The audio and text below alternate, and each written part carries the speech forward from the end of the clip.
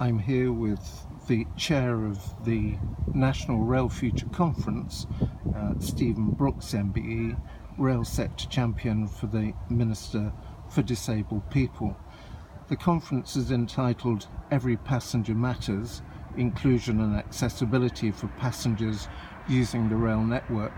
Why is that such an important issue? There are two very key matters here.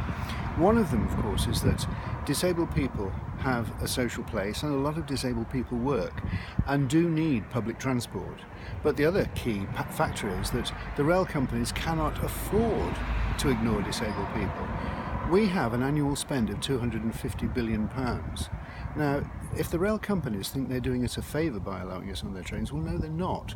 If they don't let us on, they're missing out on a very significant part of the economy. We need to be able to share trains. I work on the principle that if we get it right for disabled people, we've got it right for everyone, a railway for everyone. That's the work that I've been doing with the Rail Delivery Group, with Network Rail, and also in the various rail companies. And what I want to see is a consistent policy. Well, of course, each company has its own demographics and its own use levels. Nevertheless, we need to ensure that the companies do consistently support disabled people, so that if somebody's booking assisted travel, it isn't sort of one thing with Virgin Trains, one thing with Great Western, one thing with Cross Country. They need to have a consistent standard. And it's not all about wheelchairs. Disabled people have a range of disabilities, so we're also talking about the fact of, if you like, sensory impairments, about the various mobility issues, and of course increasingly the issue of Alzheimer's and dementia, which can affect a person's ability.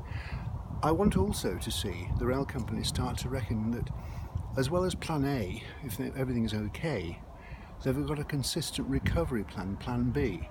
Because I've seen by personal experience many times with disruption that happens, particularly in my part of the world, in the northwest, if trains are disrupted at all around Manchester, Birmingham, London, it goes into meltdown. Now, if there's somebody old or somebody with dementia or Alzheimer's, it's chaos and it's panic and it causes anxiety. And rail journeys should not create anxiety, they should resolve it. Stephen, thank you very much.